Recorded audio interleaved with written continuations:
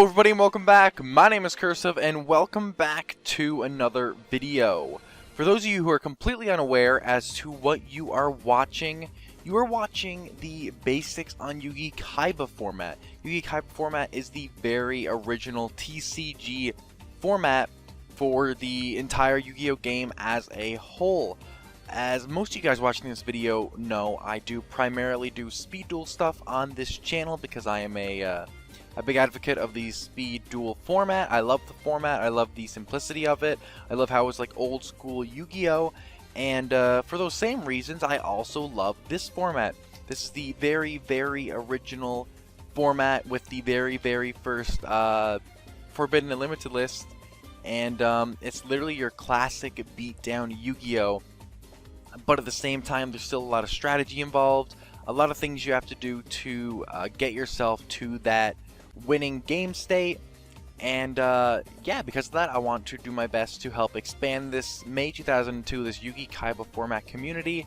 And in order to do that, I'm here to talk to you guys about the basics on Yugi-Kaiba format. Before I go any further into this video, I do want to tell you guys that this video is actually inspired by the YuGiOh Legacy community. The YuGiOh Legacy Discord is run by both Terramaster and Lucas Gaylord. They basically run a bunch of speed duel events, but also legacy events like that of GOAT format, Android format, Yugi-Kaiba format, old speed duel formats. And they do a fantastic job over there. Along with that, they do have a YouTube channel called YuGiOh Legacy. All those things will be linked down in the description, so please head over there. They do plan on hosting a Yugi-Kaiba format tournament or event later on this month. So if you guys do want to try out this format for yourselves, make sure you guys check out their Discord. Anyway, let's get into it. So, the first thing I'm going to talk to you guys about for this format is the time frame of the format. The format did begin on May 1st, 2002. This is the date that the very first limited list did come out in the TCG, and this format continues until June 26, 2002, which is the release date of Metal Raiders. Obviously, Metal Raiders did shape up the format, or reshape the format a lot, with a lot of new cards like that of Mirror Force as a huge example. Although the exact same limited list is in effect, the card pool that was added is a big enough difference to basically have these considered two different formats. So as I just mentioned, this format did exist before Metal Raiders was included in the card pool here, and obviously that means that this format has a very limited card pool. In fact, there are only 3 sets present in the Yugi-Kaiba format. These sets being the Legend of Blue Eyes, Starter Deck Yugi, and Starter Deck Kaiba. Along with that, you guys will have also noticed that I specifically mentioned the list as a limited list because back in the day we actually did not have any banned cards or any forbidden cards, as another way to refer to them as. Instead, we just had monsters and spells and traps and cards of the like that were put down to 1 or 2 respectively. So why don't we go ahead and cover the limited list here. So first off, for the limited monster cards, we have Exodia the Forbidden One, left arm of the Forbidden One, left leg of the Forbidden One, right arm of the Forbidden One, and right leg of the Forbidden One. Basically, we have Exodia and all of his limbs as the limited monsters here for fairly obvious reasons. Moving on into the limited spell cards, we have Change of Heart, Dark Hole, Monster Reborn, Pot of Greed, and Raigeki. And finally, we have the semi-limited spell cards being both Card Destruction and Swords of Revealing Light. Yes, that's correct. This means that there were no trap cards, limited or semi-limited at the time, as none of the trap cards were deemed powerful enough to be on this list. The final bit of housekeeping that we have to do before getting into the staple cards, the deck types that were available, and the overall card pool is talking about some pre-errata effects. First off here for the monsters, we have Lord of D. Obviously now Lord of D has a no targeting effect, but back in the day Lord of D stated that all dragon type monsters are not affected by magic cards, or as we know them, spell cards, as well as trap cards or other effects while this card is face up. So instead of just stopping targeting effects, Lord of D was a lot more powerful and actually completely protected your monsters from effects as a whole.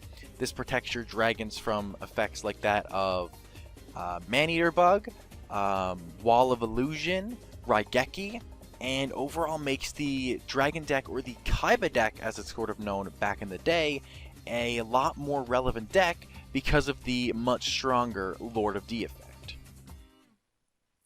The Preerratic Last Will states that if a monster of yours is sent from the field to the graveyard during the turn that you played this card, you can select a monster with an attack of 1500 points or less from your deck and play it as a special summon. Shuffle the deck after playing the card. This card is active for 1 turn only. So basically, the only difference between the Preerratic Last Will and the current text on the Last Will spell card is that back in the day, Last Will was required to be activated prior to your monster being destroyed. This made Last Will nowhere near as good as it is currently, but it's still also a very, very good card and one of the few deck thinning cards available to the format. This also makes things like the Stern Mystic slightly better in the format, but regardless, does decrease the overall playability of the card. The final Preerratic card text is that of Ultimate Offering. Back then, Ultimate Offering stated, at the cost of 500 life points per monster, a player is allowed an extra normal summon or set. This basically meaning that as long as Ultimate Offering was face up on the field, its effect was available for both players. Not like it is now where only the player controlling the card has access to its effect. This means that your opponent can normal summon a bunch while paying life points as well as yourself, which is super relevant.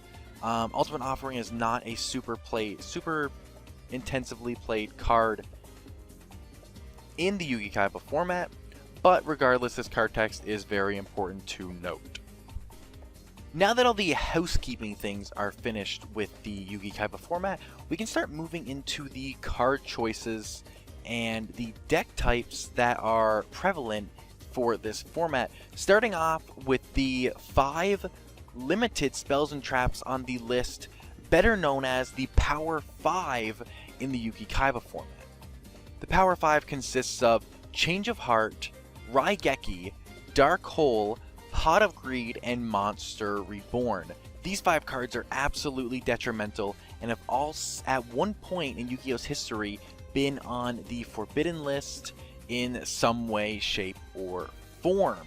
Starting off with 2 of the most iconic ones out of them being Pot of Greed and Monster Reborn. Pot of Greed obviously being an easy +1, just simply drawing 2 cards from the deck, and Monster Reborn allowing you to snag up a card from the graveyard being yours or your opponent's graveyard was very powerful, especially back in the day. This is especially powerful if you're playing against a Kaiba deck while using a Yugi deck, being able to steal things like Blue Eyes White Dragon from your opponent, and have a very powerful board presence with a 3000k attack monster without having to commit the cards to get it out there. Obviously, this power caused this card to be limited, along with Pot of Greed. The next 2 cards I'll mention here is Raigeki and Dark Hole. Obviously, the board wipes of the format here. Raigeki and Dark Hole are super huge because they are cards that allow you to go beyond a 1-for-1. A very big thing in the Yugi-Kaiba format is treating a lot of cards as 1-for-1, and all the 1-for-1s are usually the good effects. You win the game by staying neutral and trying to keep your card advantage, but with things like Dark Hole and Raigeki, you can actually plus, which is super important. Along with that, Dark Hole and Raigeki are extra powerful against new players who tend to overcommit to their board. You want to play very slow in Yugi-Kaiba format and only commit 1 to 2 monsters until you know your opponent has blown cards like Raigeki and Dark Hole. When they don't have their board wipes, you can confidently commit a very big field, but until they have blown those board wipes, you want to be very conservative. Finally, the card I'll mention, which is the worst of the Power 5, is Change of Heart. Change of Heart is a lot less powerful because a lot of decks actually do not run tribute summons, meaning taking your opponent's monster is not exactly a crazy effect to have in this format.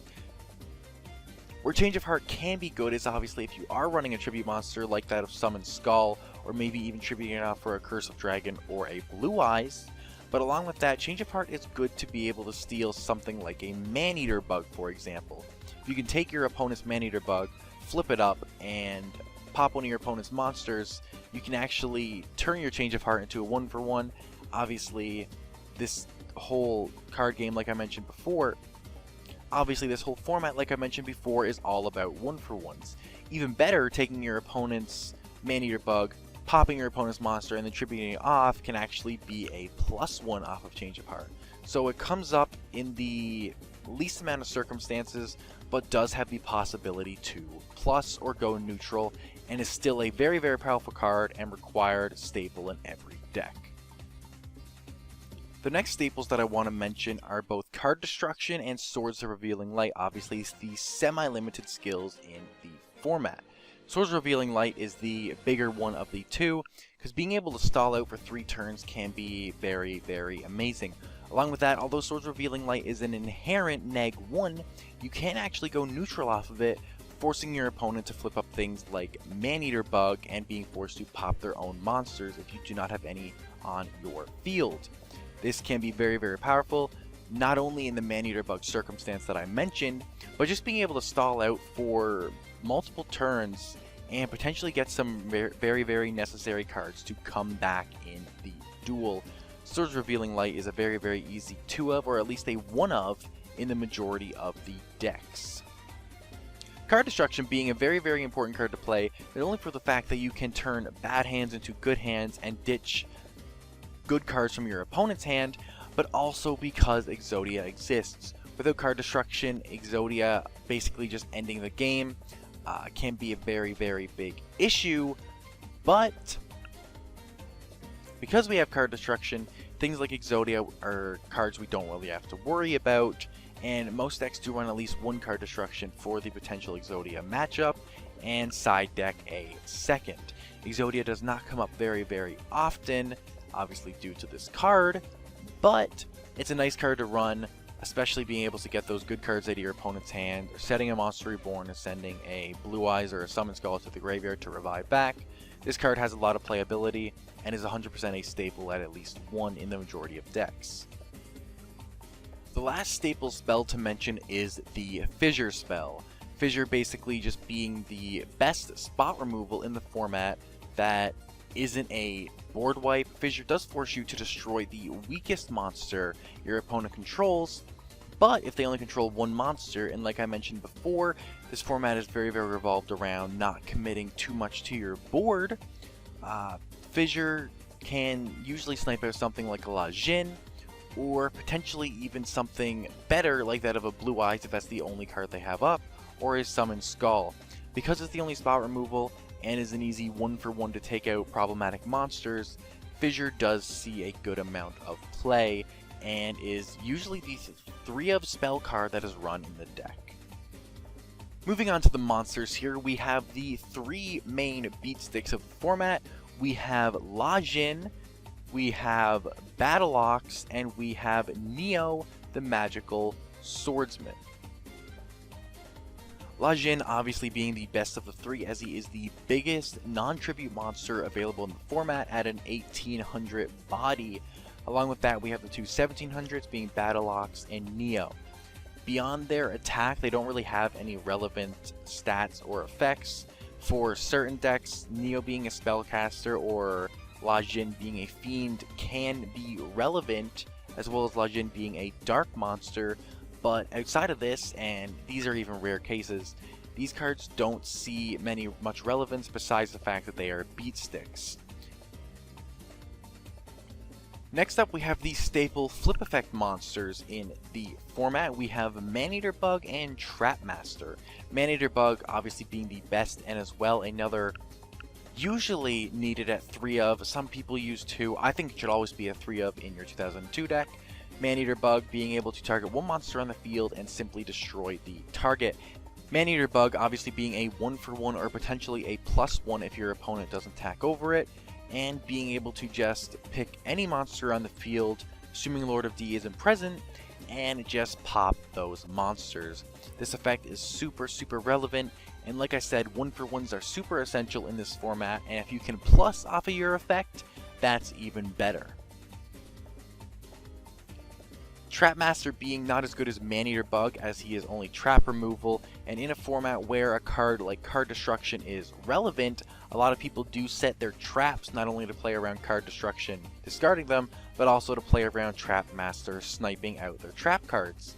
He is a very good card, especially being able to hit things like take Trap Hole for a very relevant example here. He is a good card, a 1 to 2 of, 3 of if you're feeling really spicy, but he still sees a lot of play regardless, and is definitely the other relevant flip effect monster. Moving on to the walls of the format, we have Giant Soldier of Stone, Mystical Elf, and a literal Wall of Illusion. What makes these cards relevant is the fact that they are 2000 defense monsters or 1850 defense monsters, and basically have big enough booties that Lajin, Neo, and Battleox are not able to swing over them. Wall of Illusion obviously seeing some more relevance than the others for the fact that it has a bounce back to hand effect to potentially drain your opponent of their normal summon, bounce back a Lajin for example, and then have them with no board presence. Giant Soldier of Stone might see play over Wall of Illusion for the fact that it is a 1300 beat stick, which isn't bad per se for the format, but is also not good. But regardless, it is a 2000 defender, bigger booty, and along with that, it does have 1300 attack. And some people opt for maybe a 1 of Mystical Elf, or maybe they want to play just 3 Mystical Elf, for the fact that Mystical Elf is a 800 attack monster, meaning it dodges Trap Hole on normal summon, or flip summon. One final relevant monster to mention in the format is actually the Wicked Worm Beast. For a lot of new players, seeing this card as a relevant effect monster seems extremely weird, but the reason it actually sees play is because, like I mentioned many times in this video, please, if you're going to play this competitively, take this to heart. You do not want to overcommit to your board. Because of that, the Wicked Worm Beast is relevant as he is a pseudo very first spirit monster. Basically a spirit monster before Konami knew that spirit monsters were ever going to exist. This allows you to get in for an extra 1400 damage without having to actually commit another monster to your board, and being able to basically play around things like Dark Hole and Raigeki. Finally, moving into the staple trap cards here, we have Trap Hole, one that I've already mentioned before and is a staple 3 of in every single deck. We have Waboku, being able to basically stop you from taking damage to protect you from potentially losing a game, but also to protect your monsters in a circumstance where you might end up crashing with your opponents. And along with that, we have Reinforcements, obviously the trap card here that not only allows you to avoid a crash, but actually allows you to get in a bit of damage by giving your monster that 500 attack buff. Reinforcement sees play naturally as it is a 1-for-1 to allow your Lajin to swing over your opponent's Lajin for an example, or maybe your Neo to swing over your opponent's Lajin. Waboku is also a 1-for-1, whether it's a crash or if you just simply use it in response to your opponent's reinforcements, which means Waboku and reinforcements would be a 1-for-1. And then naturally Trap Hole just answers basically every single summon that your opponent can do, neglecting obviously a fusion summon, which there is one deck that does that, a summon off Last Will or a summon off Flute, as Trap Hole does not respond to special summons. Special summons are super scarce still in this format, even if they do exist, and because of that, Trap Hole is 100% a 3 of. So now obviously we're going to go ahead and get into the deck lists here. I'm not going to go very in depth at all on these deck lists. I'm basically just going to show you guys the list here. I'm just going to scroll through the cards on Dueling Book in case you guys don't know any of the cards that are showing up here. That way you can see them pop up on the left and get their name and put them down. So basically the first deck we have here is the Yugi deck, or the Summon Skull deck. It's basically just like a standard beatdown deck. It just runs a lot of big bodies, and Summon Skull is that single tribute to help use the Change of Heart skill, and just runs 3 copies of all generic traps. It's nothing particularly special, but it does the job. After that, we do have the Blue Eyes, or the Kaiba deck here. Basically, like I said, it has those 4 dragons, and you either usually max out on Lord of D and blue copies, or you run a 2-and-2 ratio, and that's what this deck is doing. You obviously max out on your Lajin, and I think all decks should also max out on Maneater Bug, so you also see that. And like I mentioned, the Wicked Worm Beast is a good card to help dodge Raigekis, Dark Holes, Fissures, and potentially bait out Trap Holes. Beyond that, the rest of the cards here are fairly standard. You don't use reinforcements mainly because you don't really have the room for it, but also because you should not really need reinforcements for things like Blue Eyes and stuff like that. So you kind of just, you know, you play the game and you hope to get out your big Blue Eyes White Dragons. They are a lot more, this is a lot more bricky deck than the standard Yugi deck, the standard beat deck, but still a very, very powerful deck, especially using the errata version of Lord of D. So now we have a couple of the less well-known decks. The first one off here we have is the Soul Beat deck. This deck goes ahead and maxes out on Summon Skull and runs 2 copies of Judgment, as he is the next best single tribute monster. Basically, what this deck is trying to do is just tribute off your opponent's monsters with cards like Soul Exchange and Change of Heart, and get out these really, really big beat sticks and just overwhelm your opponent with offense. Once again, maxing out a Maneater Bug. I really think you should always max out a Maneater Bug. And you have your Neo and your Battle Oxes, you have your Fissures for removal, you have a little bit extra removal in Soul Exchange. And once again, or in this circumstance, we actually run 2 card destruction, just because we have the room and it is a bit more of a bricky deck with 5 tribute summons. So the card destruction actually comes up a lot more often than it does in the normal deck. And because we have so many big beat sticks, we really don't need the reinforcements. And besides that, it is pretty much a standard deck, just with a lot of tribute summons. The next deck we have here is definitely one of the spicier ones in the format. This is the Fiend Beating, or Fiend Beat deck, or whatever you want to call it. It basically maxes out on Lajin and maxes out on all the level 4 Dark Fiends that have decent attack points, like that of Man-Eating, Treasure Chest, Baron, and Ryu Kishin Powered. Along with that, like I said, max out on those Maneater Bugs, and also max out on Wall of Illusion, because that is also a Dark Fiend. Basically, what this deck's whole idea is to use like cards. Basically, what this deck's whole idea is to use cards like Sword of Dark Destruction and Dark Energy to buff up your monsters so they can actually get over the standard beat monsters. Sadly, this does take up a lot of your room that you'd have for other cards.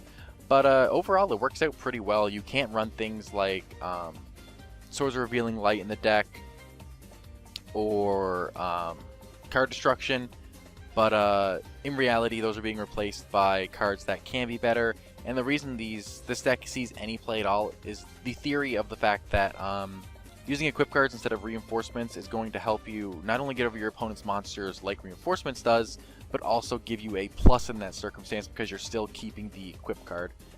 Because of that theory, that's why this deck basically came to light. And yeah, here it is. I will link the original video for this deck down in the description. But yeah, it's a pretty cool deck. So that's basically going to go ahead and conclude this video here. Hope you guys did enjoy this nice little basics video for the Yugi-Kaiba format. And I hope to see a lot of you guys play this format. I go ahead and jump into this format a lot on my streams. My Twitch is always linked in the description, by the way.